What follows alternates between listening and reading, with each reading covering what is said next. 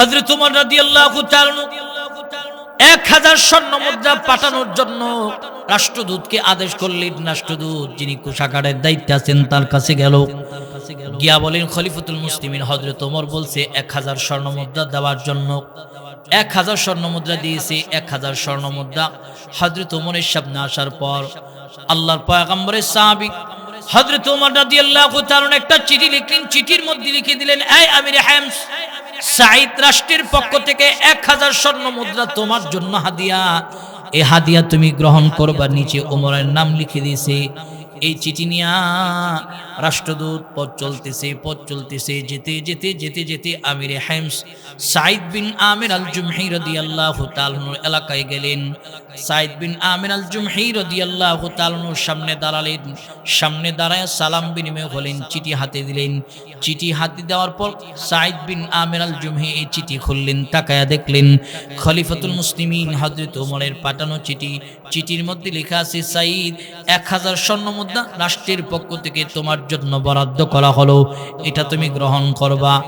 নবী সাহাবী সাঈদ বিন আমির আল জুমহি রাদিয়াল্লাহু তাআলা 1000 স্বর্ণ মুদ্রা হাদিয়া গ্রহণ করার পর উচ্চাঙ্গ আওয়াজে তিনি পড়তেছেন, ইন্না লিল্লাহি ওয়া ইন্না ইলাইহি রাজিউন। এই যে আয়াত আমরা সুখের সময় পড়ি না দুঃখের সময়? সবাই বলেন দুঃখের সময়, কিন্তু এখানে তো হাদিয়াটি ইন্না লিল্লাহ তিনি পড়লেন। আলহামদুলিল্লাহ পড়ার কথা ছিলেন। ইন্না লিল্লাহ পড়ার পর সাঈদের বিবি ঘর থেকে দৌড়ে এসে বলেন, স্বামী আমার। ইন্না লিল্লাহ পড়ছেন, হাল কতিলা ওমর, ওমর কি যুদ্ধে শহীদ হয়ে গেছে? বিবিরে এর চেয়ে বড় সঙ্গীন ঘটনা ঘটছে। বালিল আমরু আযামু মিন যালিক, এর চেয়ে বড় সঙ্গীন ঘটনা ঘটছে। মুসলমান মুমিনেরা খেয়াল করে শুনে নাও, হযরত ওমরের পক্ষ থেকে পাঠানো চিঠি আসছে। বিবিরে আমার কাছে এমন একটা জিনিস আছে। বলে কি আসছে? বলেন তুমি কি আমাকে এই ব্যাপারে সহযোগিতা করবা? বলে হ্যাঁ। বলে শোনো, আমার কাছে উদখিলাত আলাইহাদ দুনিয়া, দুনিয়া চলে আসছে আমার আখিরাত বরবাদ করার জন্য। এই দুনিয়াটা আমি তোর হাতে দিলাম। আমি ঘরে প্রবেশ করার আগে আমার এলাকার গরিবদের মধ্যে এই দুনিয়া বন্টন করে দাও। আমার ঘরে যেন এই দুনিয়া না ঢুকে। জোরে বলুন আল্লাহু আকবার। নিজে 100 গরিবের মধ্যে 1 নম্বরের গরিব। 1000 স্বর্ণ মুদ্রার লোভ নাই, কিন্তু বিগত সরকারের শাসনামলে আমরা দেখছি বহু নেতা রাস্তার টাকা, বিধবা ভাতা, এতিমের মাল, মাদ্রাসা মসজিদের টয়লেট পর্যন্ত খাইছে। দূরে বলুন ঠিক কিনা? এক মাদ্রাসায় গত কয়েকদিন আগে মাহফিল করতে গেছি। মাদ্রাসার মুহতামিম সাহেব হ্যাঁ কইতেছে, হুজুর আমাদের চেয়ারম্যান আছে না? বলে আছে। হ্যাঁ আমাদের টয়লেটটা খাইয়ে লাইছে। আমি বললাম মুহতামিম সাহেব, হুজুর টয়লেট খাইলো কেমনে? হুজুর টয়লেটের একটা ইউনিয়ন বোর্ড অফিস থেকে বরাদ্দ ছিল, হের কাছে বরাদ্দ আছে, হে বরাদ্দের টাকাটা না দিয়ে এই টাকাটা মাইরা খাইছে। তো টাকা মাইরা খাওয়া আর তো টয়লেট চিবাইয়া খাওয়া তো একই কথা। খেয়াল করেন, একটা রাজ্যের মুখ্যমন্ত্রী 1 নম্বরের ফকির, কিন্তু অর্থের লোভ নাই, টাকার লোভ নাই। সাহাবাত মাইন্দের দিলের ভিতরে একদিকে ছিল মানব সেবা, আরেকদিকে ছিল তারিখে দুনিয়া। দুনিয়া থেকে আল্লাহ জান্নাতকে তারা মাকসাদ বানাইছে। এই কারণে তো সাহাবাত মাইন্ডা দুনিয়া থেকে সফল। আল্লাহ তাআলা বলেন, রাদিয়াল্লাহু আনহুম ওয়া রাদু আন। আল্লাহ তাআলা যাদের প্রতি খুশি, যারা আল্লাহ তাআলার প্রতি খুশি, আল্লাহর রাসূল এদেরকে জান্নাতি ঘোষণা করছে। এমনি করে নাই, এদের মধ্যে কিছু কোয়ালিটি ছিলেন, গুণ ছিলেন, যে গুণগুলি আমরা গ্রহণ করতে পারি নাই। এদের মধ্যে 1 নম্বর গুণ যেটা ছিলেন কোরআন এবং সুন্নাহ। এই কোরআন এবং সুন্নাহর বাইরে নবীর সাহাবীরা জীবন চালায় নাই। এই কারণে তারা দুনিয়া থেকে জান্নাতের সুসংবাদ পেয়েছে। আবু বকর জান্নাতি, ওমর জান্নাতি, উসমান জান্নাতি, আবু উবাইদা ইবনুল জান্নাহ জান্নাতি, আব্দুর রহমান ইবনে আউফ জান্নাতি। এইভাবে রাসূল জান্নাতি ঘোষণা করছে। 1 নম্বর কোয়ালিটি ছিল তারা কোরআন এবং সুন্নাহ, খেলাফে সুন্নাহ কোন কাজ নবীর সাহাবীরা করে নাই। এই কারণেই তারা সফল, এই কারণেই তারা দুনিয়া থেকে জান্নাতের সুসংবাদ প্রাপ্ত। করে বলুন আল্লাহু আকবার। দেখেন 100 গরিবের মধ্যে গরিব, তিনি বললেন টাকা বিলীন করো। এই দৃশ্যটা রাষ্ট্রদূত দাঁড়িয়ে দেখছে। তো রাষ্ট্রদূত এখানে দাঁড়ায় কমপ্লিট দৃশ্যটা দামাগের ভিতরে নিয়ে হযরত ওমর রাদিয়াল্লাহু তাআলার সামনে গিয়ে দাঁড়ালো। হযরত ওমর বললেন, রাষ্ট্রদূত গিয়েছো কি? হেমসে বলে গেলাম। হাদিয়া গ্রহণ করছে? করছি। ঠিক আজীব ঘটনা দেখছি। কি বলছো? বলে তিনি হাদিয়া করে নাই, তিনি 100 গরিবের মধ্যে 1 নম্বর গরিব, তিনার এলাকার গরিবদের মধ্যে এই টাকাটা ওনার বিবির হাতে দিয়া বলছে বিলীন করে দাও, তিনি 1 টাকাও ঘরে নাই। এই দৃশ্য দেখে আসছি। হযরত ওমর বলেন এটা কি করে সম্ভব? 100 গরিবের মধ্যে 1 নম্বরে গরিব, তার ভিতরে অর্থের লোক নাই, এটা কিভাবে সম্ভব? হযরত ওমর বলেন রাষ্ট্রদূত শোনো, সে আজীব মানুষ, অতএব আগামী মাসের রাষ্ট্রীয় একটা সফর হবে হেমসে, এই চিঠিটা সুসংবাদটা তুমি আমির হেমসের বরাবর পৌঁছায় দাও। তো হযরত ওমর রাদিয়াল্লাহু তাআলা আরেকটা চিঠি লিখছে আমির হেমসের বরাবর। তো এই হেমসের আমির হেমসের কাছে এই চিঠি নিয়ে রাষ্ট্রদূত পৌঁছালো। চিঠির মধ্যে লেখা দেওয়া হলো, এই আমির হেমস সাইদ বিন আমির আল জুমহি রাদিয়াল্লাহু তাআলা শোনো, তোমার এলাকায় আগামী মাসে রাষ্ট্রীয় সফরে আসা হবে, এলাকা কিভাবে চালাও, রাষ্ট্র কিভাবে চালাও, জনগণ তোমার প্রতি সন্তুষ্ট আছে কিনা জানা হবে। কর্নার সিকিউরিটি গার্ডের জন্য রাষ্ট্রের সমস্ত দায়িত্বশীল প্রশাসনকে আমির হেমস সাইদ বিন আমির আল জুমহি ডাকালো। এই মুসলমান মুমিনেরা, যুবক মুরব্বী, পর্দার অন্তরালের মা, ভালো করে শোনো। আমির হেমস সবাই জমায় বলতেছে, শোনো শোনো, হযরত ওমরের আগমন হবে, রাষ্ট্রের মধ্যে কর্নার সিকিউরিটির ব্যবস্থা করো, দারোয়ান লাগবে দাও, পাহারাদার লাগবে দাও, সমস্ত কিছু তোমরা ভালো করে দেখভাল করবে যেন ওমরের কোনো কষ্ট না হয়। বিশাল বড় মঞ্চ সাজাইবা, মঞ্চের ভিতরে 2টা চেয়ার রাখবা, একটা হলো ওমরের জন্য চেয়ার, আর একটা হলো সাইদ বিন আমির আল জুমহির জন্য চেয়ার। অতিথিবৃন্দ যারা আসবে এদের জন্য কোনো চেয়ার হবে না, সবাই একের পর এক আসবে, তারা বক্তব্য দিবে, চলে যাবে। হযরত ওমর যখন ইস্তেকবালের মাধ্যমে মঞ্চের ভিতরে হযরত ওমরকে নিয়ে বসানো হলো, সবাই মিলে একের পর এক বক্তব্য পেশ করলেন। আখিরি বয়ান করবেন হযরত ওমর। নবী সাহাবী হযরত ওমর বয়ান করার জন্য যখন বসছে, আল্লাহর পয়গম্বরের সাহাবী কোরআন এবং সুন্নাহ মোতাবেক হেমসের সমস্ত জনগণের সামনে নসিহত করলেন।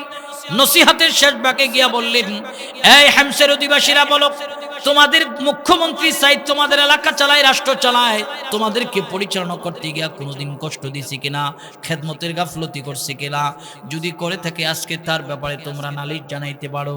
শোনো শোনো, আমি বিশাল মজমার ভিতরে তোমাদের এই নালিশগুলি খণ্ডিত করব। এই মুসলমান মুমিনেরা, খেয়াল করলেন হযরত ওমর যখন এই কথা বললেন, হেমসের সমস্ত জনগণ একজন আরেকজনের কানে কানে গিয়া বলে, কে আসো কে আসো, সাইদের বিরুদ্ধে অভিযোগ করবা, তিনি না 1 নম্বরের গরিব, তিনি না 100 গরিবের মধ্যে 1 নম্বর গরিব, আসো কেউ তার বিরুদ্ধে অভিযোগ করবা। হযরত ওমর রাদিয়াল্লাহু তাআলা এই দৃশ্যটা দেখলেন, তিনি আবারও দ্বিতীয়বার বলেন, এই হেমসের অধিবাসীরা, ভয় নাই, ভয় পায় না, তোমাদেরকে সে কিন্তু এককভাবে কোনো অত্যাচার জুলুম নির্যাতন করতে পারবে না। মুসলমান মুমিনেরা খেয়াল করেন, হযরত ওমর বলেন, ভয় নাই, নির্ভয়ে বলো, নির্ভয়ে আছে বলো, নির্ভয়ে বলো। কিন্তু আমরা আজকে নির্ভয়ে কথা বলতে পারি না। আজকে আমরা সুরকেও সাপোর্ট করা লাগে, বদমাইশকে সাপোর্ট করা লাগে। আমরা স্লোগান দিই, অমুক নেতার চরিত্র ফুলের মতো পবিত্র, নামাজ পড়ে 6 ওয়াক্ত, গাঞ্জা খাই 5 ওয়াক্ত, ধরে বলুন ঠিক কিনা?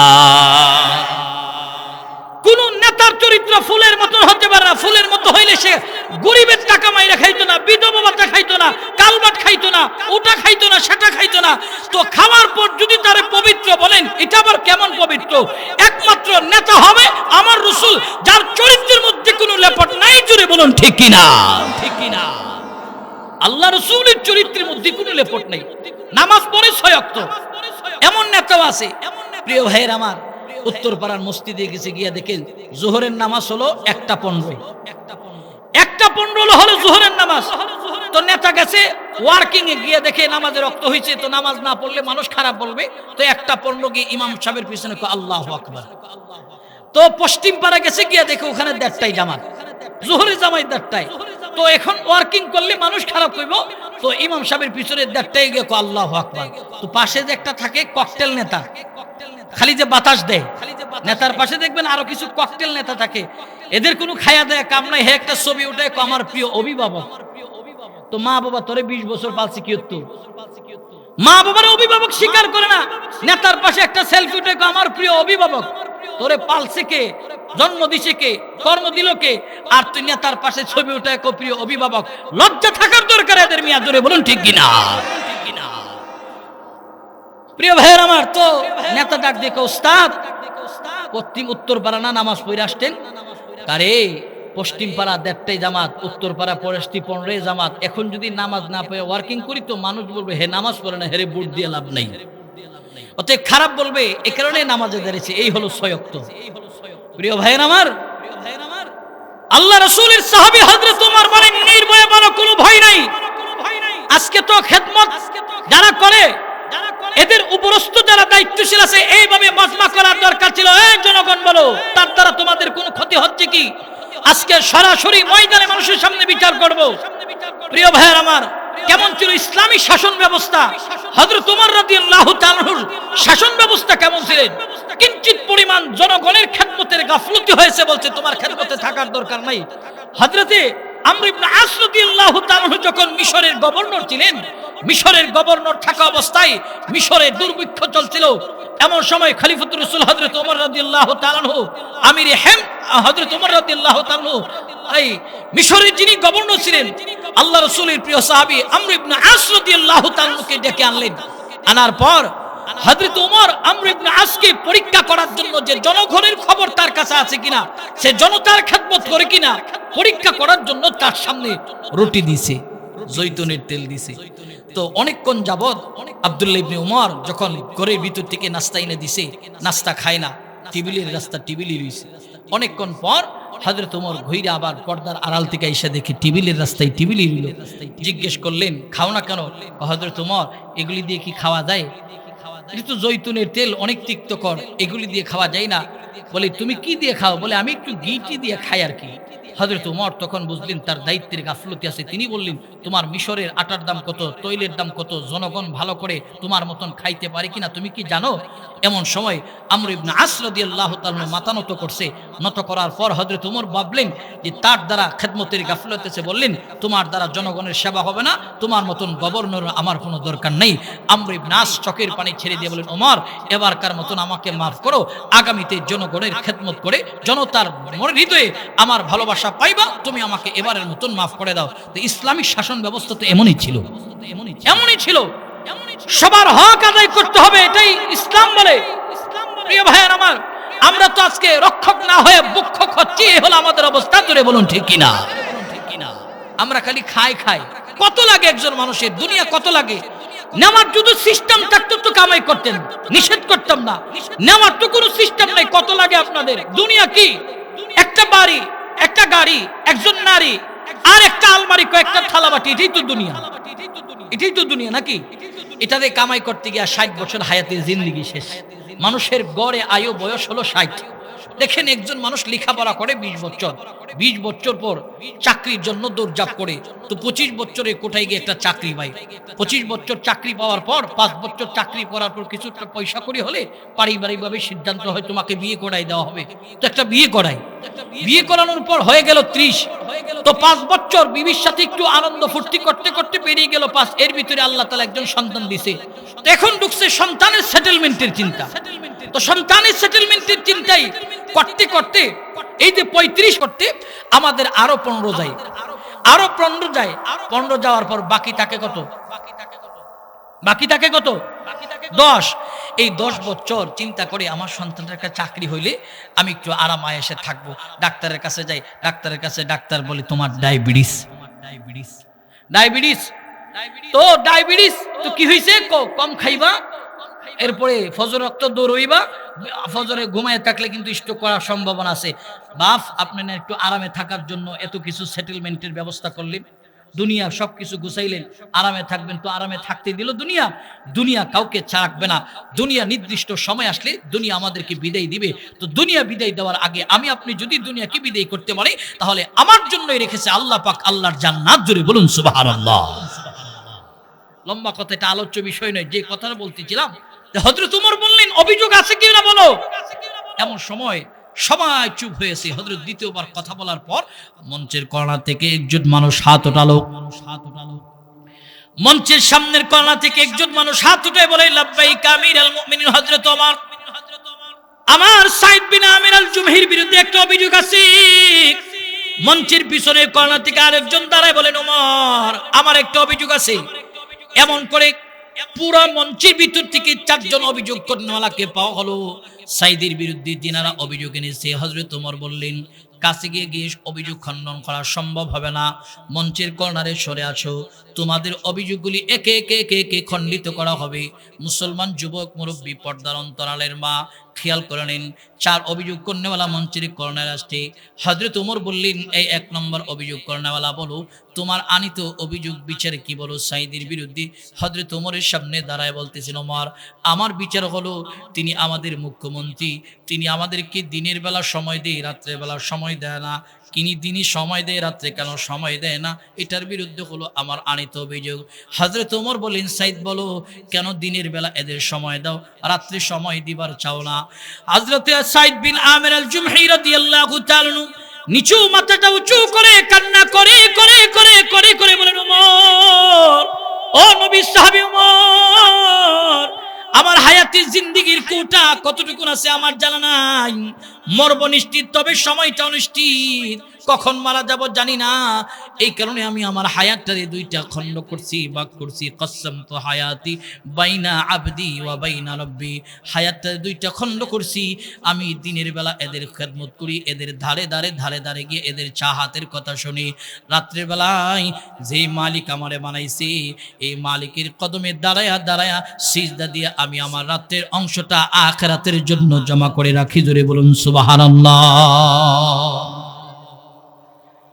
আল্লাহ রাসূলের সাহাবীরা ছিলেন রুহবানুল লাইল ওয়া ফুরসানুন নাহার, হাদিসের বর্ণনা আছে সাহাবীরা ছিলেন রুহবানুল লাইল ওয়া ফুরসানুন নাহার, দিনের বেলা সফরে, রাতের বেলায় নামাজের মুসল্লায় দুষ্ট। কিন্তু এখন আমার আপনার অবস্থা কি? দিনের বেলা আমার কাজ, রাতের বেলা আমার কাজ, দিনের বেলা ব্যস্ততা, রাতের বেলা ব্যস্ততা।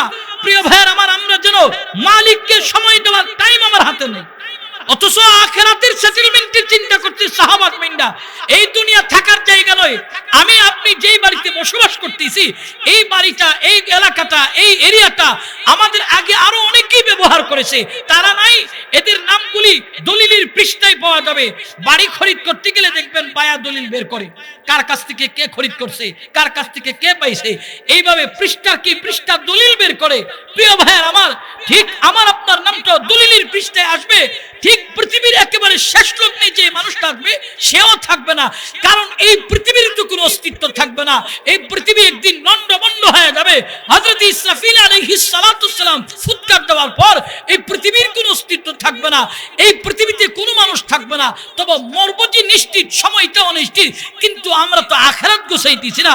আল্লাহ রাসূল বলেন, আল কাইয়িসু মান দানা নাফসাহু ওয়া আমিলা লিমা বা'দাল মাউত ওয়াল আজিজু আতবা হাওয়াহা ওয়া তামান্না আলাল্লাহ। আল্লাহ রাসূল বলে, বুদ্ধিমান তো তারা যারা দুনিয়া থেকে আখিরাতের সেটেলমেন্টের চিন্তা ভাবনা করে, তারা হলো বুদ্ধিমান। আর নির্বুদ্ধ বোকা হলো তারা যারা সবকিছু বুঝলো কিন্তু দুনিয়া থেকে আখিরাতের সেটেলমেন্টের চিন্তা করলো না। আল্লাহ রাসূলের ভাষ্য মতে রাসূল বলেন, এরা হলো সবচেয়ে নির্বুদ্ধ আর বোকা। জোরে বলুন ঠিক কিনা? সব বুঝলাম দোস্ত, দুনিয়ার সব বুঝলাম, দুনিয়া কয়দিনের এই দুনিয়া। আল্লাহ রাসূল বলেন যে কিয়ামতের আগে আমার উম্মত তারা এমন কিছু কোয়ালিটি মেনটেন করবে যে কোয়ালিটির কারণে এরা ধ্বংসের দিকে যাবে। 1 নম্বর রাসূল বলেন, ইউহিব্বুদ দুনিয়া ওয়া ইয়ানসাউনাল আখিরাহ। রাসূল বলেন দুনিয়াকে মহব্বত করবে, আখিরাতকে বলবে। জালালউদ্দিন রুমি, পাকিস্তানের জাস্টিস আল্লামা তাকি উসমানী হাফিজাহুল্লাহ, ওনার আব্বাজি মুফতি শফি রহমাতুল্লাহি আলাইহি দুনিয়ার মানুষদেরকে বোঝানোর জন্য একটা উদাহরণ টেনেছে। এই দুনিয়াটা হলো ছায়ার মতো, খেয়াল করেন, ছায়ার মতো। যখন রাত্রির বেলা চন্দ্রিমা রজনীতে ছায়াটা ওঠে, যখন আমরা ঘর থেকে বের হয়, আমার আপনার দেহের ছায়াটা আমার আপনার আগে হাঁটে। যখন আমরা সামনে হাঁটা বাদ দিয়ে পিছনের দিকে চলে আসি বেগে, আমার আপনার দেহের ছায়াটা পিছনে যায়। তো শফি রহমাতুল্লাহ আলাইহি বলে, এই দুনিয়াটা সেম এই রকম। আপনি তার পিছনে দৌড়াইলে আপনার চাহাতের পূরণ হবে না, আপনার চাহাত যেন একটার পর একটা, একটার পর একটা আপনার সামনে আসবে। যখন আপনি এটার লাথি মাইরা আল্লাহর দিকে দৌড়াবেন, আল্লাহ পাক পুরা গোটা দুনিয়াকে আপনার দিকে দৌড়াই দিবে। জোরে বলুন আল্লাহু আকবার। জালালউদ্দিন রুমি বলি, এই দুনিয়া হলো একটা কিস্তির মতো, নৌকা কমপ্লিট মিস্ত্রিরা বানানোর পর নদীতে ভাসায়, পানির উপরে যখন রাখে ততক্ষণ পর্যন্ত নৌকাটা পানিতে নিরাপদ থাকে, যতক্ষণ পর্যন্ত নৌকার ডানে বামে সামনে পিছনে নিচে পানি থাকে ততক্ষণ পর্যন্ত নিরাপদ। যখন একটা তক্তা কোথাও বাড়ি লেগে ফেটে যায়, তো পানিটা আস্তে আস্তে যখন এটার ভিতরে ঢুকে, যে পানিটা তার জন্য জীবন ছিল, এই পানিটি কিন্তু তার জন্য হয় মরণ। ঠিক জালালউদ্দিন রুমি বলে দুনিয়া এই রকম, যতটুকুন প্রয়োজন আমরা দুনিয়াতে চলতে গেলে প্রত্যেকটা মানুষেরই দরিনার জরুরত আছে, দুনিয়ার জরুরত আছে। কতটুকুন? বলে তুমি যতটুকুন হলে চলতে পারো এতটুকুন কামাই করো, এর চেয়ে বেশি কামাই করতে গেলে 9 রে 6 বানাতে হবে, 6 রে 9 বানাতে হবে। আজকের মানুষগুলির জন্য এই কাজটাই সবচেয়ে বেশি করতেছে, ধোঁকা দিয়া মানুষকে দুনিয়া কামাই করে।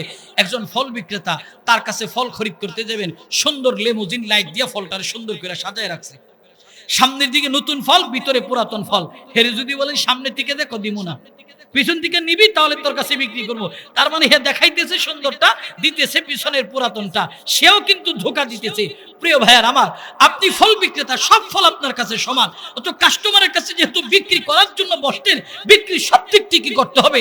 প্রিয় ভাইয়ার আমার, কিন্তু তারা মনে করে যে সামনের দিকে ডিসপ্লে, পিছন দিয়ে বিক্রি করবো, সামনে নতুন পিছনে পুরাতন, 3 দিনের পুরাতন ফল আমাদেরকে দিয়ে ধোঁকা। দুধ বিক্রেতা পানি মিশ্রিত করে দুধ বিক্রি করে, ধোঁকা।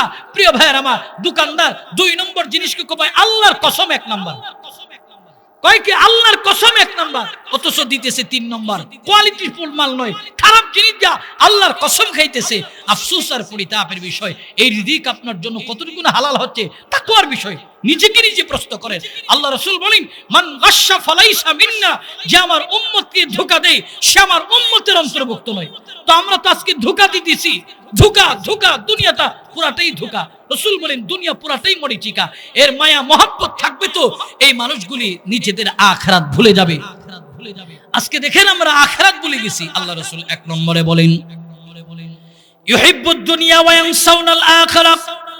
নবী আমার বলে 1 নম্বর আমার উম্মত শেষ জমানায় আখিরাত ভুলে যাবে, দুনিয়া দুনিয়া নিয়ে ব্যস্ত হয়ে যাবে, দুনিয়া নিয়ে ব্যস্ত হয়ে যাবে। মুসলমান খেয়াল করে নাও, সাহাবীরা যারা ছিলেন, এরা দুনিয়ার বড় বড় বড় বড় বিশাল রাষ্ট্রের দায়িত্ব পাওয়ার পর দুনিয়ার লোভ ছিলেন না, দুনিয়া কামায়ের লোভ ছিলেন না। খবর নিয়ে দেখো, আল্লাহর পয়গম্বরের সাহাবী হযরত আবু উবাইদা ইবনুল জাররাহ রাদিয়াল্লাহু তাআলা, খবর নাও, নবী সাহাবী হযরত আবু উবাইদা ইবনুল জাররাহ রাদিয়াল্লাহু তাআলা সিরিয়ার মতন বিশাল বড় রাষ্ট্রের একজন গভর্নর ছিলেন। হযরত উবাইদা রাদিয়াল্লাহু তাআলা ওমরের সামনে আসলেন। হযরত ওমর বলেন, উবাইদা তুমি তো বিশাল বড় দেশের গভর্নর। বলে হ্যাঁ। আগের সিরিয়ার এরিয়া ছিল জর্দান, লেবানন, ফিলিস্তিন, ইরাক, 4টা বিশাল বড় এরিয়া নিয়া, বিশাল বড় রাষ্ট্র নিয়া তৎকালীন সময়ের সিরিয়ার এরিয়া, এত বড় রাষ্ট্রের তিনি গভর্নর। হযরত আবু উবাইদা ইবনুল জাররাহ রাষ্ট্রে আল্লাহর নবী সাহাবী ওমর বলেন, তোমার এলাকায় আমাকে নিয়ে যাও। ঠিক আছে চলেন। পরক্ষণে হযরত ওমর বললেন, এরে উবাইদা, যেই ঘরের ভিতরে থেকে তুমি পুরা সিরিয়া নিয়ন্ত্রণ করো, এই ঘরে আমি একটু বসবো, খুশ গল্প করব, তোমার সাথে চা পান করব।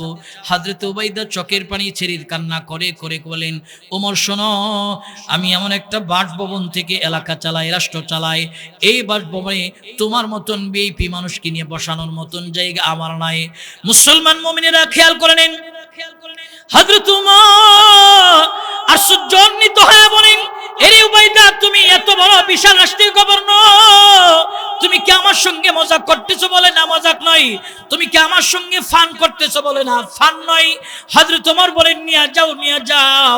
হযরত ওমরকে নিয়ে আবু উবাইদা যখন সিরিয়ার দিকে রওনা হইছে, সিরিয়ার শহরের ভিতরে যখন ঢুকছে, এমন সময় হযরত ওমর সিরিয়া শহর অতিক্রম করতেছে। বললেন, উবাইদা, এই শহরের ভিতরে কি বাসভবন নয়? বলে না, সামনে যেতে হবে। যেতে যেতে যেতে যেতে জঙ্গলের গিরিপথ, গ্রামের পথ ধরে হাঁটতেছে উবাইদা। হযরত উবাইদা যেতে যেতে গিয়ে একটা ঝুপড়ি ঘরের সামনে দাঁড়ালো, যে ঘরটা খেজুর পাতার চাউনি দেওয়া, খেজুর পাতার বেড়া।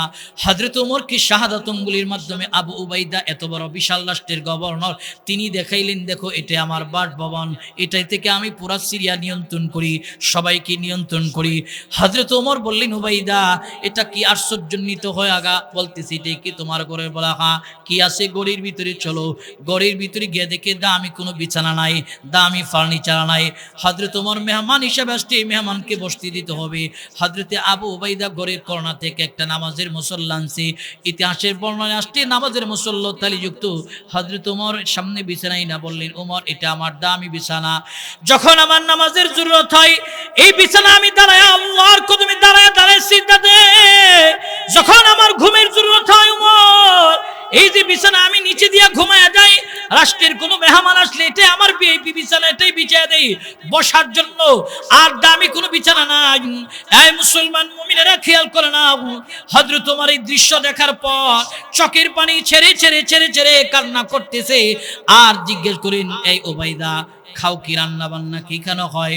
ওবাইদা কান্না করে বলেন, উমর আমার কোনো খাদেমা নাই, আমি যে কন্টিনিউ খাদেমা একজন রাখবো বেতন দিয়ে, এমন বেতন দেওয়ার মতন তৌফিক আমার নাই।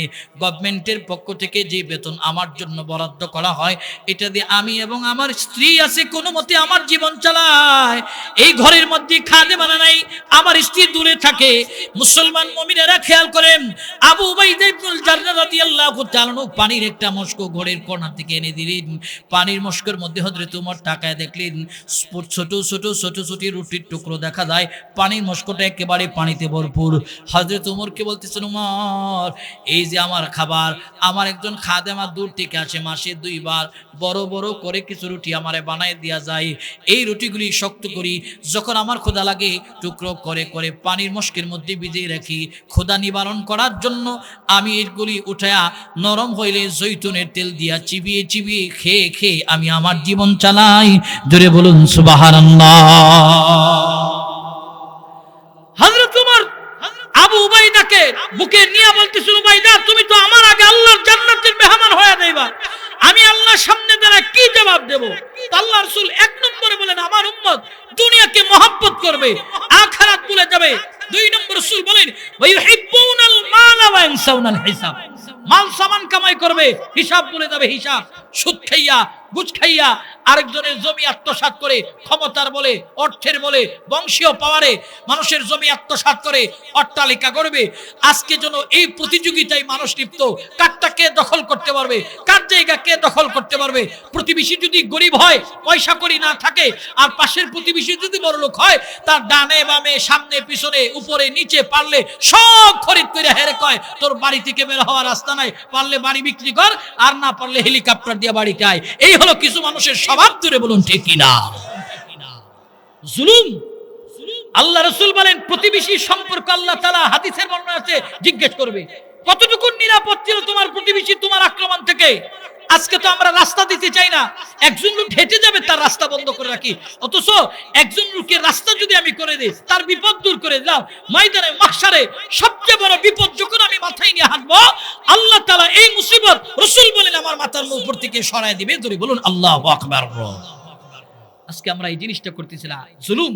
জায়গা জমি দখল করতেছেন, খেয়াল করে কারো 1 বিঘার জায়গা দখল করছেন, তো 7 তবক জমিনকে বর্ণনায় আসতে তাবিজ বানায় গলার মধ্যে লটকিয়ে দেওয়া হবে। একটা পানির ছোট্ট মস্ক যদি আপনার গলার মধ্যে লটকিয়ে দেওয়া হয়, আপনি 1 কিলোমিটার হাঁটলে হাঁপানি শুরু করবেন। তো 7 তবক জমিনকে যেদিন তাবিজ বানায় দেওয়া হবে, দোস্ত বাপ, সেদিন কেমনে আপনি হাঁটবেন চিন্তা করেন। সেদিন তো অমুক নেতাও থাকবে না, তমুক নেতাও থাকবে না, টেলিফোন করার কোনো সুযোগ নাই। আজকে তো হাত কাটা কালোরে ধরলে নেতা ওসি সাহেবরে ফোন দিয়ে কও, ওসি সাহেব সুন্দরবন ট্রান্সফার হবেন নাকি বান্দরবন? ওসি সাহেব অপরাধ কি? বলে আপনি নাকি আমার দলের হাত কাটা কালুরে গ্রেফতার করছেন, কার অনুমতি পাইলেন? কি জন্য গ্রেফতার করছেন? হাত কাটা কালুরে তাড়াতাড়ি ছাড়েন। সেদিন কোন নেতার টেলিফোন আল্লাহর কাছে চলবে না। প্রিয় ভাইয়ের আমার, সেদিন একচ্ছত্র ক্ষমতার মালিক থাকবে কে? জোরে বলেন কে? জোরে একটা মায়া লাগায় মহব্বতে ডাক দিন, ইয়া আল্লাহ। ইমানের আওয়াজে ডাক দিন, ইয়া আল্লাহ। করেন সুবহানাল্লাহ, আলহামদুলিল্লাহ, ওয়ালা ইলাহা ইল্লাল্লাহু, আল্লাহু আকবার। সেদিন কারো কোনো ক্ষমতা থাকবে না। এখানে রাসূল বলেন আমার উম্মত তারা মাল সামান কামাই করবে, হিসাব ভুলে যাবে। রাসূল 3 নম্বরে বলেন, ওয়া ইউহিব্বুনাল খালকা ওয়া ইয়ানসাউনাল খালিকা, মাখলুকের পূজারী হবে। দেখেন, সন্তান আমার কাছে মাখলুক, চাকরি আমার কাছে মাখলুক, ব্যবসা প্রতিষ্ঠান আমার কাছে মাখলুক। কিছু মানুষের আকীদা বিশ্বাস হয়ে যাবে, সন্তান যদি সৌদি আরব, দুবাই, সিঙ্গাপুর, কাতার, লন্ডন, আমেরিকায় না থাকতো আমি চলতে পারতাম না। দোকান যদি না থাকতো আমি চলতে পারতাম না, ব্যবসা যদি না থাকতো আমি চলতে পারতাম না, জমি যদি না থাকতো, চাকরি বাকরি না থাকতো আমি চলতে পারতাম না। বলুন তো দেখি, সবগুলির ভিতরে যত বারাকার রিজিক আছে দেয় কে? তো আল্লাহর ইয়াকিনার বিশ্বাস মানুষের নাই। আল্লাহ রাসূল বললেন মাখলুকের পূজারী হবে শেষ জামানায় আমার উম্মত। ঠিক আজকে যেন আমরা সন্তান মাখলুক, তো সন্তান টাকা না পাঠাইলে আমরা মনে করি চলতে পারতাম না। প্রিয় ভাইয়ের আমার, সন্তান টাকা পাঠাইলো আল্লাহ তাআলা চালাবে, না পাঠাইলো আল্লাহ তাআলা চালাইবে। আল্লাহ তাআলা হতে বা সন্তান টাকা পাঠাইলে একটু ভালো চলতাম, সন্তান টাকা না পাঠাইলে ডাউল ভাত খাবো। তো আল্লাহ তাআলা বলেন আমি আসমানে রিজিক বরাদ্দ করেছি, রিজিক নিয়ে তোমরা পেরেশানি করিও না। আল্লাহ তাআলা বলেন ওমা মিন দাব্বাতিন ফিল আরদ ইল্লা আলাল্লাহি রিজকুহা, ভূপৃষ্ঠে বিচরণকারী যত প্রাণী আছে যার ভিতরে আল্লাহ প্রাণ দিয়েছে সকলের রিজিকের দায়িত্ব নিয়েছেন আল্লাহ। মানুষ বানানোর 50,000 বছর আগে আল্লাহ তাআলা আসমানে রিজিকের ফয়সালা করেছে। অতএব রিজিক অনুসন্ধান করা লাগবে না, রিজিক আল্লাহ তাআলার পক্ষ থেকে আমার কাছে আসবেই সময় মতেই। জোরে বলুন ঠিক কিনা? আমরা রিজিক নিয়ে হাই হতাশ করি। লম্বা কথা, হাদিসের ব্যাখ্যায় মুহাদ্দিসিন ইকরাম লম্বা আলোচনা করেছেন। প্রিয় ভাইয়ের আমার, আল্লাহ রাসূল আমার 4 নম্বরে বলেন ওয়াইহিব্বুনা যুনুবা ওয়া ইয়ানসাউনাত তাওবাতা। আমার উম্মত শেষ জমানায় গুনাহটারে খুব মহব্বত করবে, তওবা ইস্তেগফারের কথা বলে যাবে। দেখেন আজকে গুনাহটা যেন আমাদের কাছে ওপেন হয়ে গেল। আগে গুনাহ করতে গেল আড়ালে যেতে হতো, আগে গুনাহ করতে গেল আড়ালে যেতে হতো। প্রিয় ভাইয়ের আমার, আগের নওজওয়ানেরা গুনাহ করতে গেল আড়ালে যাইতো, মুক্তারার ভিতরে যাইতো, তুমুক বেরান ঘরের ভিতরে যাইতো। 80-90 দশকের নওজওয়ানরা যারা টিভি সিডি বাজার থেকে ভাড়া করে আনতো দেখার জন্য, তো এটা চালানোর জন্য তারা মুক্তারার ভিতরে যাইতো, বেরান ঘরের ভিতরে যাইতো, আর সিকিউরিটি লাগায় রাখতো। দেখবি অমুক বংশের তুমুক চাচা নিয়ে আসে, চাচা আসলেই আমাদের সিগন্যাল দিবে, এগুলি ফালাইয়া দিব দৌড়। কিন্তু এখন তো গুনাহ আমাদের সামনে যেরকম উপর হয়েছে, এখন আমাদের সমাজে বিয়াদবের সংখ্যা বাড়ছে। আজকে বাবার সামনে সন্তান মোবাইল চালায়, চাচার সামনে দিয়ে সন্তান, চাচার সামনে বাতিজা মোবাইল ওপেন চালায়। আজকে তো এই মুঠোফোন আমাদের যে এরকম উপকার করছে তার চেয়ে বেশি ক্ষতি করছে। প্রিয় ভাইয়ের আমার, বর্তমান বিজ্ঞান গবেষণা করছে আমাদের পরবর্তী প্রজন্ম হবে প্রতিবন্ধী। প্রতিবন্ধী হওয়ার একটা আলামত আপনাদের সামনে রুট ম্যাপ আপনি শেয়ার করি। প্রিয় ভাইয়ের আমার, প্রতিবন্ধী হওয়ার একটা আলামত হলো আজকে 5-7জন ছেলে একসাথে বসে, একটা আরেকটার সাথে কথা কই না, একটা আরেকটার সাথে কথা কই না, 5টা একসাথে দেখলে 5 দিকে মোবাইল চালায়, একটা আরেকটা গুলি দে গুলি দে গুলি দে গুলি দে, কয় কি কয় না, মার মার মার মার মার মার মার। প্রিয় ভাইয়ের আমার, এটা তো প্রতিবন্ধী হওয়ার আলামত। আগে 5জন দুস্থ একসাথে বসলে তাদের হৃদয়ের কথাগুলি আদান প্রদান হইতো, দুস্থ কেমনে চলবো একটু পরামর্শ দে, তো একজন আরেকজনের কাছে পরামর্শ দিত। আর এখন 5টা দুস্থ একসাথে বসলে 5 দিকে মোবাইল চালায়। প্রিয় ভাইয়ের আমার, এই মুঠোফোন আমাদের যে এরকম উপকার করেছে তার চেয়ে বেশি ক্ষতি করছে। আজকে আমাদের 3 বছরের বাচ্চাটারে খাওয়াইতে গেলে নাটক দিতে হয়, সিনেমা দিতে হয়, এটা দিয়ে ঘুম পাড়াতে হয়, সেটা দিয়ে ঘুম পাড়াতে হয়। আজকে মুঠোফোন তার হাতে দিয়ে আমি মনে করতেছি আমি আমার মতন কাজ করতেছি, না, আপনি তার ক্ষতি টেনে আনলেন। আজকে ছোট্ট বয়সে 3 বছর বয়সে মোবাইলের প্রতি এত আসক্ত, তো সে যখন বড় হবে আরো বেশি আসক্ত হবে। তখন আপনি তার হাতে মুঠোফোন না দিলে আপনাকে জবাই করার জন্য আসবে, মারতে আসবে, কাটতে আসবে। পরিবেশ তো এটাই আমাদেরকে বর্তেছে। জোরে বলুন ঠিক কিনা? হ্যাঁ, জরুরাতান আমার ভাই প্রবাসে থাকে, তার সঙ্গে কথা বলতে হবে, ছেলে প্রবাসে থাকে কথা বলতে হবে, জরুরাতান ব্যবহার করতে পারি। কিন্তু না, এটাকে আমরা এমন ভাবে ব্যবহার করছি লাভের চেয়ে ক্ষতি হচ্ছে। প্রিয় ভাইয়ের আমার, স্বামী আর স্ত্রীর ভালোবাসাকে, বন্ধনটাকে আলাক আলাক করে দিল এই মুঠোফোন। তো ঘরের ভিতরে স্বামী ঢুকে স্বামীর মোবাইল স্বামী চালায়, স্ত্রীর মোবাইল স্ত্রী চালায়, স্বামী আর স্ত্রীর ভালোবাসাটাকে আলাক করে দিল। এক কথায় মুঠোফোন আমাদের লাভের চেয়ে ক্ষতিটা বেশি করেছে। আজকে গুনাহ ওপেন হয়ে গেল, তওবা ইস্তেগফার নাই। দেখেন ডিজে পার্টি, বিবাহ অনুষ্ঠান, হাজী সাহেবের মেয়ে কি বিবাহ দেবে, তা হাজী সাহেব 5 দিন আগে তার বাড়িতে ডেক্সেট ভাড়া করে নেয়। যদি জিজ্ঞেস করে হাজী সাহেব এই যে আপনার বাড়িতে এটা বাঁচতেছে, কোন নওজোয়ান বয়সে একটু একটু করবে, একটু একটু করবে, আপনার দায়িত্বটা কি? আপনার দায়িত্বটা কি? আল্লাহ রাসূল তো বলেছে কুল্লুকুম রাঈন ওয়া কুল্লুকুম মাসউলুন আন রাইয়াতিহি, সকল মানুষ দায়িত্বশীল, তার দায়িত্বের হিসাব আল্লাহর আদালতে দিতে হবে। তা আপনি কি দায়িত্ব পালন করলেন? কি দায়িত্ব পালন করলেন? আল্লাহর পার্লামেন্টের জন্য জবাবদিহিতার কাঠগড়ায় দাঁড়াতে হবে। প্রত্যেকটা মানুষ দায়িত্বশীল, তার দায়িত্বের হিসাব দিতে হবে। আল্লাহ রাসূল আমার 5 নম্বরে বলেন ওয়াহায়া, আল্লাহ রাসূল আমার 5 নম্বরে ওয়ায়ুহিব্বুনাল কুসুরা ওয়া ইয়ানসাউনাল মাকবারা। আমার উম্মত শেষ জমানায় উঁচু উঁচু বাড়ি প্রাসাদ নির্মাণের ক্ষেত্রে প্রতিযোগিতা করবে। ওর বাড়ি 1 তালা, আমার বাড়ি 2 তালা বানাও, ওর বাড়ি 3 তালা, আমার বাড়ি 4 তালা বানাও, সুন্দর কারুকার্য দিয়ে সাজাও। প্রিয় ভাইয়ের আমার, রাসূল বলেন এই প্রতিযোগিতা করবে।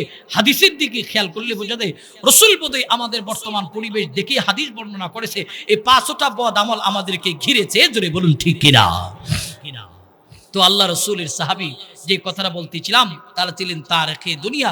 অনেক দূর আমরা এসেছি প্রিয় ভাইয়ের আমার, আমরা আমাদের মূল আলোচনায় যাই। হযরত উমর এক নম্বর অভিযোগ করনেওয়ালাকে বললেন, তো হযরত সাঈদ বিন আমির আল জুমহি রাদিয়াল্লাহু তাআলা আনহু এক নম্বর অভিযোগ খণ্ডন করলেন, বলেন ওমর দিনের বেলা আমি এদের খেদমত করি, রাতের বেলায় যে মালিক আমারে বানাইলো মালিকের কদমে সিজদা দেই। এই মুসলমান মুমিনেরা, আজকে দিনের বেলা আমার কাজ, রাত্রের বেলা আমার কাজ। দিনের বেলা ব্যস্ততা, রাত্রের বেলা ব্যস্ত ব্যস্ত ব্যস্ত ব্যস্ত। দুনিয়ার সব ব্যস্ততা একদিন শেষ হয়ে যাবে। কোন দিন জানো? মালাকুল মউত যেদিন আমার সামনে আসবে, সব দুনিয়ার সব ব্যস্ততা আমার শেষ হয়ে যাবে। কখন আসবে, কোন সময় আসবে জানা নাই। আল্লাহ তাআলা এটাকে হাইলাইট করে রেখেছে। আল্লাহ তাআলা আল্লাযী খালাকাল মাউতা ওয়াল হায়াতা, আল্লাহ তাআলা মৃত্যুর কথা আগে বলেছে, হায়াতের কথা পরে আনলেন। মরতে হবে, মরতে হবে, মরতে হবে। আমরা সকলেই জানি কখন মরবো জানি না, সময়টা অনিশ্চিত। মরতে হবে, মরার আগে নিজেদের আখিরাত গুছাইতে হবে, আখিরাতের সেটেলমেন্টের ব্যবস্থা করতে হবে। আল্লাহর পয়গম্বরের সাহাবীরা এরকম ছিলেন, দুনিয়া থেকে আখিরাত গুছিয়েছে, এই কারণে তারা সফল। যুবক শোনো, ব্যস্ততা দেখাও, ব্যস্ততা দেখাও। আজকে মসজিদের ইমাম যদি হাতে ধরে বলে ব্যস্ত ব্যস্ত ব্যস্ত ব্যস্ত, মসজিদের মিনার থেকে ডাকা হয় আল্লাহু আকবার, আল্লাহু আকবার। আল্লাহ সবচেয়ে বড়। সিনজি চালক ভাই, সিনজি চালানো বড় নয়। এই অটো চালক ভাই, অটো চালানো বড় নয়। ভ্যান চালক ভাই, ভ্যান চালানো বড় নয়। আল্লাহ বড়, আল্লাহ বড়। হাইয়া আলাস সালাহ, নামাজের দিকে এসো। হাইয়া আলাল ফালাহ, কল্যাণের দিকে আগাও। কিন্তু আজকে আমরা কল্যাণ তালাশ করি চাকরির ভিতরে, কল্যাণ তালাশ করি ব্যবসার ভিতরে, কল্যাণ তালাশ করি জমির ভিতরে। কল্যাণ যদি পেতে চাও নামাজের দিকে এসো, নামাজের দিকে এসো। কিন্তু আজকে আমাদের আপনার অবস্থা হলো সালাতের কোনো গুরুত্ব নাই, মসজিদে তাকবীরুল্লাহ চলতেছে তার কোনো গুরুত্ব নেই, নামাজের কোনো গুরুত্ব নাই। আমরা ব্যস্ত ব্যস্ত দেখাই।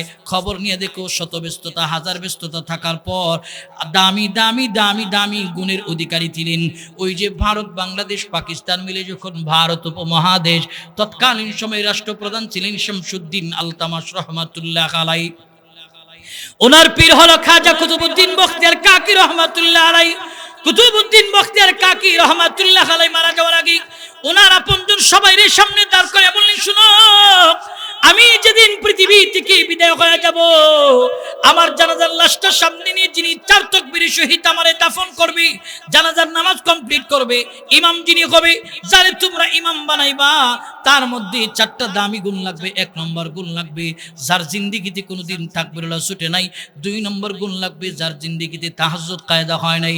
3 নম্বর গুণ লাগবে যে আসরের আগের 4 রাকাত সুন্নাত ছাড়া নাই। এই মুসলমান বাপ, যুবক, মুরব্বী, পর্দার অন্তরালের মা, খেয়াল করে নাও। 4 নম্বর গুণের কথা বললেন, বালেক হওয়ার পরে পর নারীর দিকে কোনোদিন তাকাই নাই। 4টা গুণওয়ালা মানুষ যদি পাও, তারে আমার জানাজার ইমাম বানাইবা।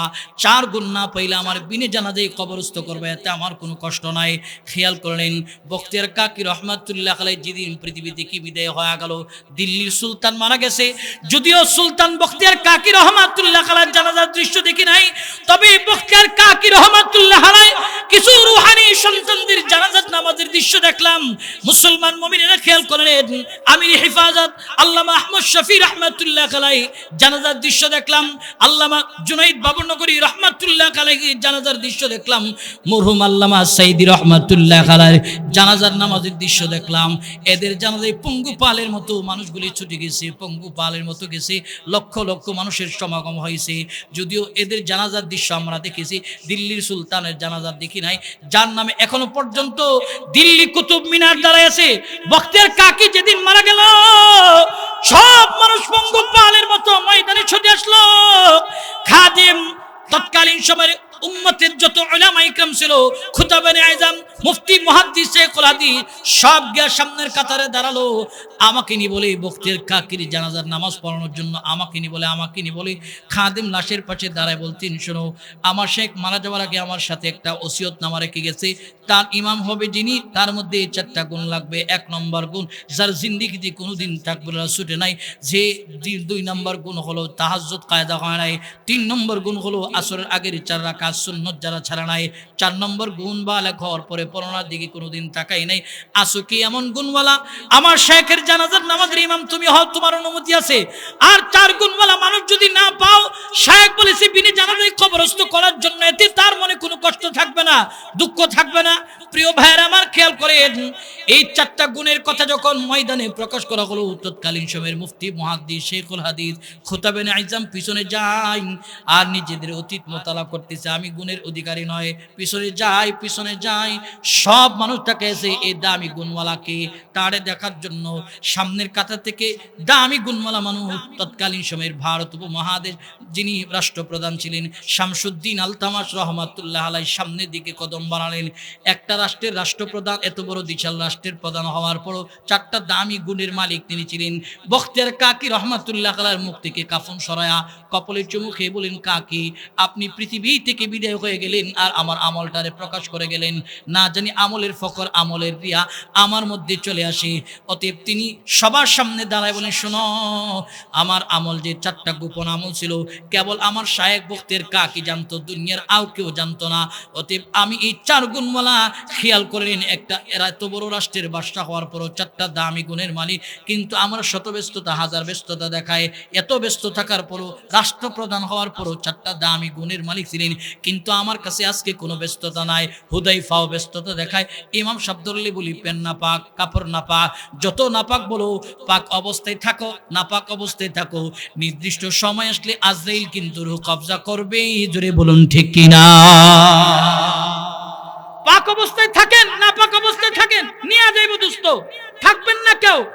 কত যুবক স্বপ্ন নিয়ে ঘুমাইছে আর ঘুম থেকে উঠতে পারে নাই, কত যুবক ঘর থেকে বের হয়েছে আর ঘরে ফিরে আসতে পারে নাই, ট্রাকের নিচে তার স্বপ্ন চাপা পড়ছে, বাসের নিচে স্বপ্ন চাপা পড়ছে। এখন মনে করেন না যে বৃদ্ধা হইলে মরবো, যা করি এখন করি না, বৃদ্ধা যে হবেন এমন কোন গ্যারান্টি আমার হাতে নাই। বর্তমানের সময়ে সবচেয়ে বেশি মৃত্যুর সংবাদ পাওয়া যায় নওজওয়ানদের। এখন নওজওয়ানরা স্ট্রোক করে, আগে তো শুনতাম মধ্যবয়সীরা মারা যায়, বৃদ্ধ হলে মারা যায়, এখন নওজওয়ানরাও মারা যাইতেছে, চতুর্পাশে নওজওয়ানদের মৃত্যুর মিছিল চলতেছে। এই যুবক দোস্ত, তুমি যে মরবা না বিষয়টা এমন নয়, ঘুমের করে রুহটা চলে যেতে পারে, বের হইছো ময়রা লাশ হয়ে ঘরে ফিরতে পারো। প্রিয় ভাইয়ের আমার, এই কারণে এই পৃথিবী কয়দিনের আনন্দে কাটাও দোস্ত, পৃথিবী শেষ, আনন্দে কাটাও, রং তামাশায় কাটাও, হায়াতি জিন্দেগি শেষ। আপনি ইবাদতে কাটান, হায়াতি জিন্দেগি শেষ। কবি বলেন, প্রত্যেকটা মানুষের কদম যাচ্ছে কবরের দিকে, কদম সুইয়ে বরকত নজর সুইয়ে দুনিয়া, কাদা হার যা রাহা হ্যায়, কাদা হার দিক রাহা হ্যায়। কবি বলেন, প্রত্যেকটা মানুষের কদম যাচ্ছে কবরের দিকে। এই যে ঘর থেকে মাহফিলে আসতেন না, কবরের দিকে আগাইলেন, বাজারে যান না, কবরের দিকে আগাইলেন, সৌদি আরব যান, আসেন যান, কবরের দিকে আগাইতেছেন, প্রতিটা কদম যাচ্ছে কবরের দিকে। কিন্তু মানুষগুলি তাকায় আছে ঘাড় উল্টো দিকে করে দুনিয়ার দিকে। দুনিয়াতে কি করতে পারলাম? দেখেন, দুনিয়া থাকার জায়গা নয়, কেউ থাকার জন্য আসি নাই, সবাইকেই চলে যেতে হবে। তো যাবেন যে আমাদেরকে নেক আমল নিয়ে যেতে হবে, কিন্তু আমরা আজকে নেক আমল অর্জন করি না, গুনাহকে অ্যাকাউন্ট ফুল করে রাখতেছি। দেখেন, আপনি নেক আমল দ্বারা যদি আপনার যৌবনের সময়টা একেবারে অ্যাকাউন্ট ফুল করে রাখেন, বৃদ্ধা বয়সে আপনি বসে বসে এর সব পাবেন। প্রিয় ভাইয়ের আমার, বুঝানোর জন্য উদাহরণ দিলে কথাটা জেহেনে বদ্ধমূল হবে। একজন সরকারি কর্মচারী গভর্নমেন্টের কাছে তার হায়াতি জিন্দেগির 40টা বছর চাকরির খাতে দেয়, তো গভর্নমেন্ট তার এই বয়সের উপরে বিবেচনা করে তাকে রিটায়ারমেন্টে পাঠানোর সময় মোটা অঙ্কের একটা পেনশনের ব্যবস্থা করে। কেন করে? যে শেষ বয়সে যেন তিনি ভালোভাবে বসে বসে এই টাকা খরচা করে চলতে পারে। প্রিয় ভাইয়ের আমার, ঠিক আল্লাহ তাআলা রব্বুল আলামিন বলে, নওজওয়ান বয়সে যারা ইবাদত করে অ্যাকাউন্ট ফুল লাগবে। বার্ধক্যজনিত কারণে যখন আপনি তাহাজ্জুদের ওঠার মনে চাইছে, উঠতে পারবেন না, জিকির করার মনে চাইছে, করতে পারবেন না, আপনি নফল ফরজ বাদে নফল ইবাদতগুলি করার খুব ইচ্ছা, কিন্তু করতে পারেন। আল্লাহ বলে, ঠিক আছে, যে বৃদ্ধা বয়সে উঠতে পারে নাই, চাহাত ইচ্ছা ছিল, এই ইচ্ছাটাকে সব দ্বারা পরিবর্তন করে দাও। জোরে বলুন সুবহানাল্লাহ। সব দ্বারা পরিবর্তন করবে। প্রিয় ভাইয়ের আমার, এই কারণে দুনিয়া নয় আখিরাত মাকসাদ বানাইতে হবে। তো আল্লাহ রাসূলের সাহাবী হযরত ওমর বললেন, এই 2 নম্বর অভিযোগ করনেওয়ালাকে দাঁড় করে। অভিযোগ কি বলো? বলে, আমার অভিযোগ হলো তিনি অফিস 30 দিনে যায়, 30 দিনের মধ্যে তিনি একদিন অফিস নাগা করে বন্ধ করে। কেন তিনি অফিস বন্ধ করে, এটার ভিতরে আমি জানতে চাই। বলতেছে, সাইদ বলো কেন অফিস বন্ধ করো? বলে, শোনেন ওমর, এই যে আমার পরনে কাপড় দেখো, এই কাপড়টা কেবলমাত্র আমার ভালো একটা জামা, পাগড়ি দেখো, এই কাপড়ও মোটা, পাগড়িও মোটা।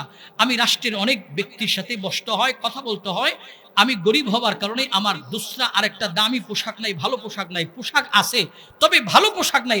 একটা মাত্র ভালো পোশাক, এটা প্রত্যেক মাসে একবার ধৌত করি, ধোয়ার পর এটা রোদ্রে দিলে শুকায় না। এই কারণে আমি একদিন অফিস বন্ধ করি। যদি বলুন সুবহানাল্লাহ। একটা রাজ্যের মুখ্যমন্ত্রী একটা ভালো কাপড়। দোস্ত, আজকে আমার আপনার 2টা 3টা কাপড় হলে আমি চলতে পারি, কিন্তু আমার আপনার ঘরের ভিতরে জন্য মিনি মিনি সুপার মার্কেট হয়ে গেছে। জুতা 2 জোড় হলে চলতে পারি, তো 5-7 জোড় আছে। আপনি টাকা আছে খরিদ করবেন, এটা বড়ত্বের বিষয় নয়। আপনি কতটুকু সেভ করতে পারলেন, প্রিয় ভাইরা আমার, এটা হলো বড়ত্বের বিষয়। আজকে বাবা প্রবাসে থাকে, বাবার কাছে আমার হৃদয়ের চাহাতগুলি টেলিফোনের মাধ্যমে ট্রান্সফার করে দে। বড় ভাই থাকে, বড় ভাইয়ের কাছে আমার হৃদয়ের চাহাতগুলি ট্রান্সফার করে দে। আজকে প্রবাস থেকে বাবা দিয়া দে, ভাই দিয়া দে। দোস্ত, তুমি যদি বাবার কষ্টের অবস্থাটা নিজের চোখে দেখতা আর তার কাছে চাহাতের কথা বলতা না, দোস্ত তুমি যদি ভাইয়ের এই অবস্থাটা নিজের চোখে দেখতা, তো ভাইয়ের কাছে তোমার হৃদয়ের চাহাতের কথা বলতে না। 50 ডিগ্রি 40 ডিগ্রি তাপমাত্রার মধ্যে ডিউটি করতেছে, কিন্তু আমাদের চাহাতগুলি তারা পূরণ করতেছে। প্রবাসীদের কথা না বললে নয়। প্রিয় ভাইয়ের আমার, আমি আমার প্রত্যেকটা বয়ানে প্রবাসীদেরকে নিয়ে কথা বলি। এই কারণেই বলি, প্রবাসীদের কষ্টের নিজের কষ্টটা যদি আপনারা নিজের চোখে দেখেন, আমরা অনেক সময় এদের কাছে অনেক কিছু চাই, এই চাহাত আর থাকবে না। প্রিয় ভাইয়ের আমার, প্রবাসীদের সবচেয়ে কষ্টের জায়গাটা হলো এটা, 12 ঘন্টা হোক 18 ঘন্টা হোক ডিউটির পর যখন নিজে রান্না বান্না করে খায়, তখন হলে এদের কষ্টটা। ওই জায়গায় বাবু সন্তানদের রান্না করে খাওয়ায় না, সন্তানও বাবারে রান্না করে খাওয়াইতে চায় না। প্রিয় ভাইয়ের আমার, আজকে এদের কাছে আমাদের চাহাতগুলি ট্রান্সফার করে দিই, তো এরা আমাদের চাহাত পূরণ করে। প্রিয় ভাইয়ের আমার, না নিজেকে নিজে সেভ করার চিন্তা করব। 2টা হলে চলতে পারি তো 2টা দিয়ে চলবো, একটা হলে 3টা হলে চলতে পারি তো এটা দিয়ে চলবো। হযরত সাইদ বিন আমির আল জুমহি বলেন, একটা মাত্র কাপড়। যিনি প্রশ্ন করেছিলেন তিনি আজীব হয়ে গেলেন যে একদিন দুনিয়া কামাই করে কিনা জানার জন্য, অথচ এই একদিনের সময়টা তিনি দুনিয়া কামাই করে না। ওনার উজরত কাসীর আল উজুর, এই উজুরের কারণে তিনি আসতে পারেনি। জোরে বলেন আল্লাহু আকবার। 3 নম্বর অভিযোগ করনেওয়ালা। প্রিয় ভাইয়ের আবার, 3 নম্বর অভিযোগ করনেওয়ালাকে বলা হলো, এই তোমার কি অভিযোগ? বলে, আমার অভিযোগ হলো তিনি অফিস টাইম 10টায় কাটাই তিনি ওনার সময় মতে আসতে পারেন, আমি প্রায় সময় দেখছি। হযরত সাইদকে বলা হলো, খণ্ডিত করো। সাইদ বললেন, শোনেন, আমার বিবি খুব অসুস্থ। এই জায়গায় আমাদের একটা জিনিস বোঝার বিষয়, আমল নেওয়ার বিষয়। সাইদ বলেন, আমার বিবি খুব অসুস্থ, অসুস্থ বিবির খেদমত আমি করি, কোনো খাদেমা নাই। রুটি আমি নিজে খামি করি, বানাই, খোলা দেই, বিবিরে খাওয়াই, ওষুধ খাওয়াইয়া এরপরে অফিসে আছি। দেখেন, আল্লাহ রাসূলের সাহাবী বিবির খেদমতের কথা এখানে নির্দ্বিধায় বলেছে। শুধু বিবির খেদমত সাহাবা করেছে বিষয়টা এমন নয়, আল্লাহ রাসূলও বিবির খেদমত করেছে। আজকে তো আমরা বিবিদের খেদমত করতে চাই না। আজকে আমরা গালি দিয়া বিবিরে ঘরের ভিতরে ঢুকি আর সুলত কারাকারি করে ঘর থেকে বের হয়। এ হলো কিছু বড় বড় টাইপের মানুষের অবস্থা। জোরে বলুন ঠিক কিনা? অথচ বিবির মহব্বত, ভালোবাসা, এটা গভীর হওয়া চাই। স্বামী আর স্ত্রী ঝগড়াঝাটি না করা, কারণ স্বামী আর স্ত্রী যখন ঝগড়াঝাটি করে, মাঝখানে থাকে শয়তান। প্রবাস থেকে, দেশ থেকে রাত 2টা 3টার সময় অনেক সময় আমাদের কাছে ফোন দেয়, হুজুর বিবিরে রাগের মাথায় দিছি, বিবি আসে না গেছে। রাগের মাথায় দিন আর সুস্থ অবস্থায় দেন, দিছেন তো দিছেন। বহু ফ্যামিলি আছে রাগের মাথায় দিয়া, আবার একজন আরেকজনকে তুইও কাউরে কইবি না, আমিও কাউরে কইব না, আমরা দুইজন দিলে দিলে ঠিক থাকলে সব ঠিক, তুই ইস্তেগফার পর, আমিও ইস্তেগফার পড়ি। এইভাবে তারা সংসার ধামাচাপা দিয়ে চালাইতেছে। সংসার যে চালাইতেছেন, আপনি জেনা করতেছেন, জেনার বাচ্চা কাচ্চার জন্ম হচ্ছে। বহু ফ্যামিলি এরকম পাওয়া যাবে, তালাকের পরও তারা একাত্ম সংসার চালাইতেছে, বহু ফ্যামিলি পাওয়া যাবে। প্রিয় ভাইয়ের আমার, এই কারণে রাগ উঠছে তো এটাতে কন্ট্রোল করো। মুফতি আজম মুফতি নুরুল্লাহ রহমতুল্লাহ আলাই, ব্রাহ্মণবাড়ির যিনি বড় হুজুর ছিলেন, তো মুফতি আজম মুফতি নুরুল্লাহ রহমতুল্লাহ আলাইর কাছে যখন তালাকের কোনো মাসালা কোনো লোক যাইতো, তো তিনি বলতেন, কেমনে তালাক দিয়েছে? হুজুর রাগের মাথায় তালাক দিয়েছে। তো মুফতি আজম মুফতি নুরুল্লাহ সাহেব রহমতুল্লাহ আলাই দরজায় চিপাই মোটা একটা লাঠি রাখতো। এই লাঠিটা খাদেমরি দিয়ে আনতো, বলতো, এখন রাগের মাথায় তোমার মাথা ফাটায় দুনিয়া থেকে বিদায় করবো, তোমার গার্জিয়ান মানবে? না হুজুর, মানবে না। তো রাগের মাথায় তালাক দিছো, আবার এটার সমাধানের জন্য আসবে। দিছো তো দিছোই, নাই তো নাই। এই কারণে স্বামী আর স্ত্রী রাগ উঠলে একজন সবর করবেন, একজন সবর করবেন। দাঁড়ানো অবস্থায় রাগ করছে, বসে যাবেন। বসা অবস্থায় রাগ করছে, শুয়ে যাবেন। শো অবস্থায় রাগ করছে, উজু বানাবেন। এরপরও রাগ কমতেছে না, বলে তোমার সাথে কথা নাই, আল্লাহু আকবার, নামাজে দাঁড়াবেন। তো ঝগড়া করার আর সিস্টেম নাই। কিন্তু আমরা কি হব, স্বামী যখন একটা গালি দিই, তো স্ত্রী তার উপরে থাকার জন্য 3টা দেয়। আবার সে 4টা দিলে সে 8টা দেয়, 8টা দেওয়ার পর তোমার বাদ খামো না, হেও তোমার দিলাম তালাক, তো সংসার আলাক হয়ে যায়। এই কারণে স্বামী স্ত্রীর মহব্বতকে আবদ্ধ করতে হবে। আম্মা জানে আয়েশা সিদ্দিকা রাদিয়াল্লাহু তাআলা বলেন, শোনো উম্মতের রাসূলের উম্মতেরা শোনো, আল্লাহ রাসূল আমাকে কত ভালোবাসতেন। আমি যখন রান্না বান্নার কাজে ব্যস্ত থাকতাম, হাদিস বলতেছি শোনেন, রসুল বিবি বলেন আমি যখন রান্না বান্নার কাজে ব্যস্ত থাকতাম, আয়েশা রসুল দেখতেন আমার তরকারি কাটা হয়, তো রসুল আমার তরকারি কাইটা দিতেন। মশকটার মধ্যে পানি না থাকতে রসুল কুয়ার পারে গিয়া পানি উঠাইয়া দিতেন।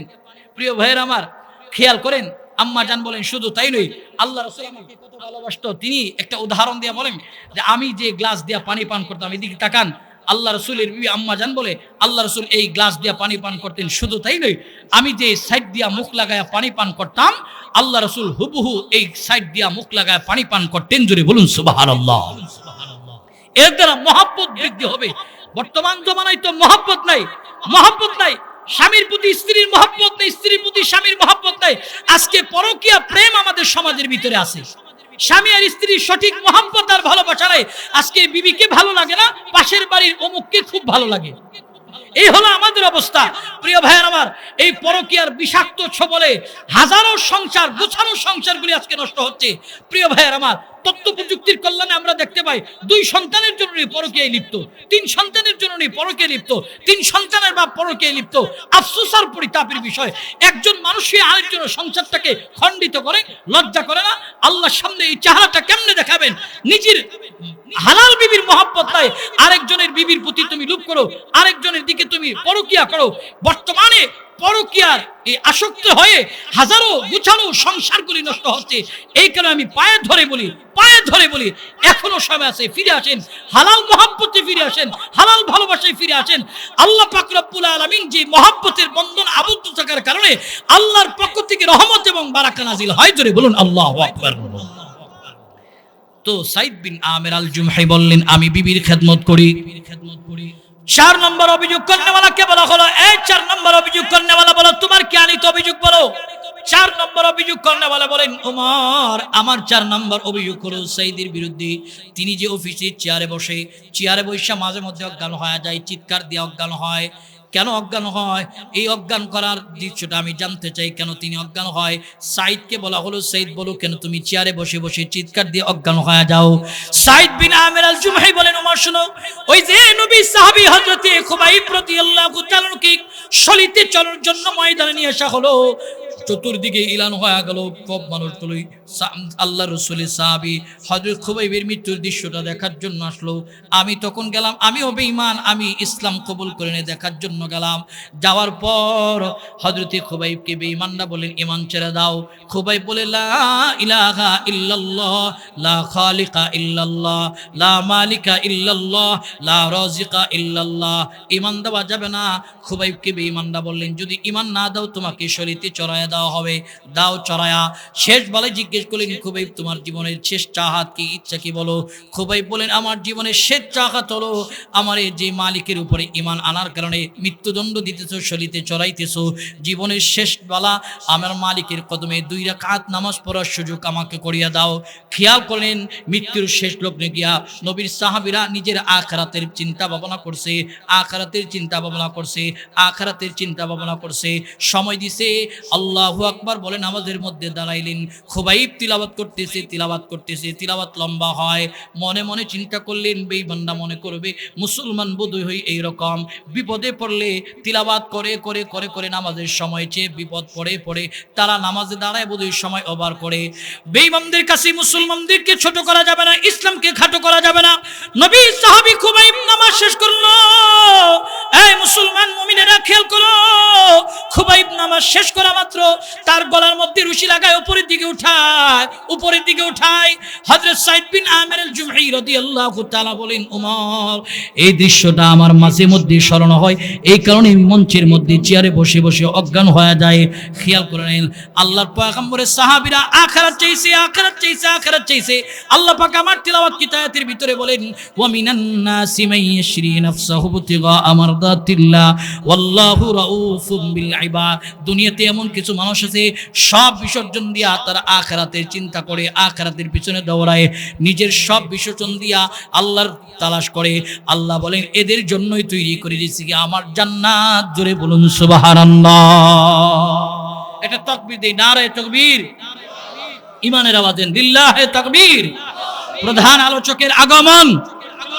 না শানে নজুলি একটা ঘটনা আসছে, তার নাম হলো হযরত সুহাইব রুমি রাদিয়াল্লাহু তাআলা আনহু। তিনি খুব তীরন্দাজ সাহাবী, সম্পদওয়ালা সাহাবী। তো তিনি মক্কা থেকে মদিনায় চলে যাইতেছে। মুশরিকরা তাকে ব্যারিকেড দিয়া বলেন, সুহাইব তুমি মদিনায় চলে যাইতেছো, তুমি না ভালো তীরন্দাজ, ভালো বংশীয় লোক, মদিনায় যাও কেন? বলে যেই মক্কায় আমার রাসূল নাই আমার দিলে শান্তি লাগে না। তুমি না সম্পদওয়ালা, বলে সম্পদের দরকার নাই, সব তোমাদের দিয়া গেলাম, আমার রাস্তা ছেড়ে দাও, নিরাপদে মদিনায় যেতে দাও। তো রাসূলের সাহাবী সুহাইব তার বাবাকে নিয়ে মদিনার মসজিদে গেছে। সালাত আদায়ের পর রাসূল তাকে দেখলেন সুহাইব, জিজ্ঞেস করলেন, সুহাইব তুমি মক্কা থেকে চলে এসেছো? হ্যাঁ ইয়া রাসূলুল্লাহ।